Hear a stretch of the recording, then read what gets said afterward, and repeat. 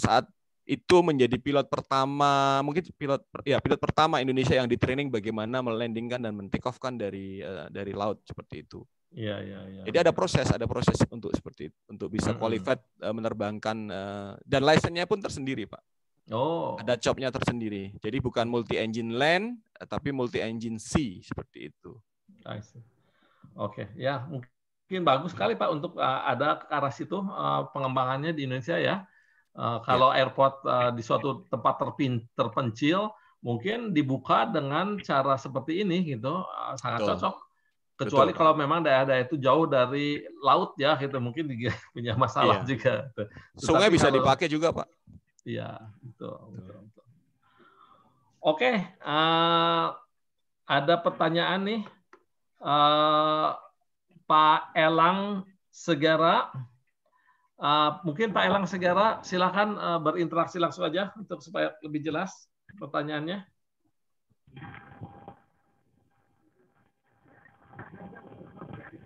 Ayo, Mas Elang, silakan.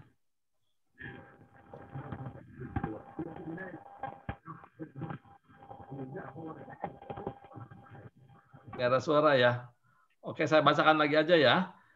Pak, ada beberapa maskapai yang memakai jasa pilot asing. Menurut Anda, apakah hal tersebut berdampak positif atau negatif? Itu katanya Pak, pertanyaannya. Silakan ya. Pak. Saya melihatnya seperti ini Pak. Saat ini banyak sekali pengangguran dari sisi pilotnya, banyak sekali ya pilot Indonesia yang nganggur. Karena tidak berimbang juga antara produksi pilot dengan penyerapan pilot tersebut di industrinya Pak.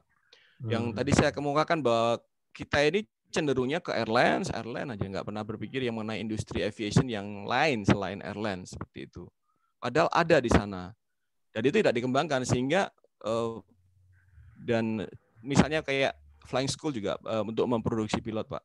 Begitu satu organisasi itu dia berkembang, lain niru dan banyak sekali akhirnya. Yang saya bilang di Indonesia sampai ada 26 flying school. Ya dan itu banyak sekali diproduksinya pilotnya, tapi tidak diikuti dengan pengembangan di industrinya sendiri juga Pak. Nah dari sisi itu dulu awal-awal kekurangan pilot kita karena hal tersebut, tidak ada sekolah pilotnya yang cukup sehingga kita menggunakan pilot asing seperti itu kan. Nah sekarang memang saya berpikir apabila pilot asing digunakan pun kalau mengikuti aturan ketenaga kerjaan yang proper, terus licensing-nya juga proper, saya berpikir nggak ada masalah ya, memang era keterbukaan. Cuman lebih baik sih memang kalau dipakai yang orang-orang Indonesia sendiri dulu, di dalam negerinya sendiri dulu dipergunakan. Jangan lupa juga bahwa kita tidak hanya diserbu oleh orang asing, kita juga menyerbu negara lain. Jangan lupa, pilot-pilot kita sangat kualitasnya sangat bagus. Kalau kita coba lihat di Hong Kong misalnya, Indonesian pilot banyak sekali di sana. Kita coba lihat di Qatar misalnya, banyak sekali pilot Indonesia dan yang lain-lain gitu loh. Jadi ya bukan kita harus melihatnya secara positif ya, melihatnya harus dari yang kacamata yang pas. Jadi kita tidak anti terhadap pilot asing yang datang di Indonesia, tapi kita lihat situasinya, waktu masuknya seperti apa, apakah proper, terus kebutuhannya seperti apa, apakah kita sendiri juga memanage ini dengan benar, dengan sekolah terbang yang bermunculan dan cepat sekali membentuk pilotnya, kualitas dari produksi pilotnya bagaimana. Karena bikin sekolah penerbangan sangat gampang, punya pesawat, tapi bagaimana lulusannya ini menjadi kualitas yang baik, seperti itu, yang bisa bersaing di era global. Itu ya juga harus diperlukan. Saya yakin airline akan mencari pilot-pilot yang kualitas. Mau asing, mau lokal, pasti akan dicari orang yang punya kompetensi yang bagus. Seperti itu, Pak Dina. Oke, Pak Sigit, terima kasih jawabannya. Ini sebetulnya ada pertanyaan dari Pak Muhammad Samudra nih, mirip dengan tadi nih, saya bacakan ya. Selamat sore Pak Sigit, saat ini di Indonesia banyak sekali jobless pilot. Diperparah dengan banyaknya ab initio karena perkembangan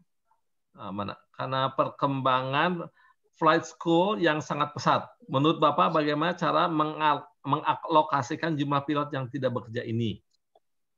Mungkin udah tadi ya Pak ya? Sudah ya. Dari produksinya dulu, flying school-nya juga harus diregulated dengan proper. Kalau memang ya istilahnya harus benar-benar menghasilkan kualitas pilot produksi mereka harus yang benar ya. Jadi jangan sembarangan bikin flying school terus akhirnya pilotnya kurang kualitasnya seperti itu. Kalau misalnya memang tidak mampu seperti itu ya lebih baik dijadikan satu.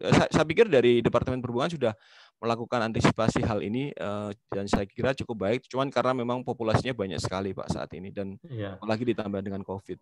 Ya, ini ada pertanyaan lanjutannya Pak Muhammad Samudra ini ya, katanya Pak mohon maaf untuk memiliki license yang proper saat ini ab initio harus membayar tipe rating sendiri dengan rata-rata 400 juta, Pak.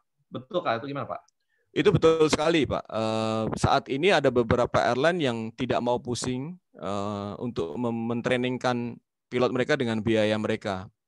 Seperti itu. Karena memang sifatnya adalah jadi open market sekarang. Siapa yang punya duit, dia akan mentraining dirinya sendiri, misalnya kayak Airbus 320, kayak Boeing 737 seperti itu, terus baru dia masuk ke airline dan airline-nya nggak perlu mikir lagi karena memang market Pak. Kalau misalnya yang daftar cuma sedikit ya mereka akan biayain. Itu kan kalau yang bayar daftar banyak dan akhirnya orang-orang yang punya duit sendiri yang bisa masuk untuk training sendiri dan diterima. Ya hukumnya hukum market. Kalau misalnya memang mau dibandingkan, memang di luar sana juga demikian. Di luar sana orang yang baru lulus dari flying school harus 1.500 dulu. Terbang sebagai instruktur di flying school tersebut atau terbang sebagai air charter jadi air taxi bawain kargo pesawat-pesawat kecil terus baru nanti ada kesempatan dia baru masuk ke airline. Memang agak susah. Nah di sini memang ada policy yang berbeda dari flying school bisa langsung terbang di airline tetapi sekarang karena banyakkan ab initio itu adalah pilot yang baru lulus Pak Dena. Jadi baru lulus, belum punya pengalaman yang cukup untuk mendaftar airline, tapi kadang-kadang airline mensyaratkan untuk membayar sendiri biaya trainingnya, terus nanti baru diterima. Mas Muhammad Samudra jangan kaget, bahkan banyak juga yang sudah biaya training sendiri, terus akhirnya daftar pun nggak diterima juga.